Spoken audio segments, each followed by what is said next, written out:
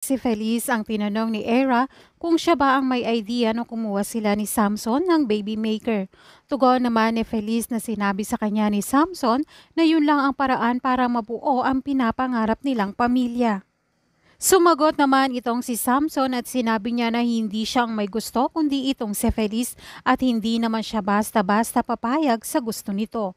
Pinatigil naman siya ng judge. Si Kurt naman ang nagtanong kay Feliz at pagtatanong niya kung wala ba silang pinag-awayang ibang babae at kung nagkasundo silang maging baby maker si Ayla at para maging ina siya. Sasabihin naman ni Feliz na wala silang ibang pinag-awayan at pumayag siya na si Ayla ang gawing baby maker.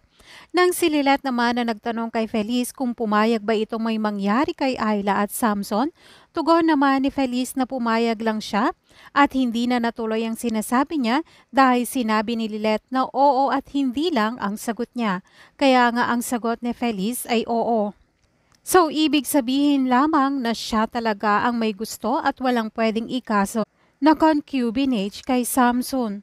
Dahil nagkasundo sila at hindi rin pwedeng kasuhan si Ayla dahil may consent siya na maging baby maker ito. Kaya nga ang kaso ay mababasura lang dahil si Feliz mismo ang umamin na ginusto niyang maging baby maker itong si Ayla. Gayunpaman, ang tinatago namang sekreto nitong si Samson ay maaaring isa siyang Barbie. Hindi niya nga maipagtapat kay Feliz ang totoo at ginagamit niya lang para mapagtakpan ang kanyang pagkatao o maaaring natatakot siya na kapag nalaman ng iba na Barbie siya ay huhusgahan siya. Hindi pa nga kaya ni Samson na ipagtapat na isa siyang Barbie kay Feliz at sa kanyang mga magulang. Kaya nga yun lamang ang naiisip niyang paraan para hindi siya mabuko.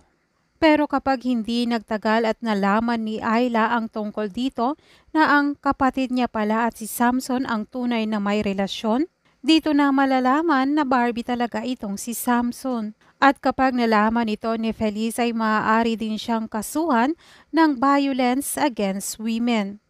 Pero maaari namang kausapin ni Samson itong si Feliz at ipagtapat ang tunay niyang pagkatao at maaaring hindi na siya kasuhan.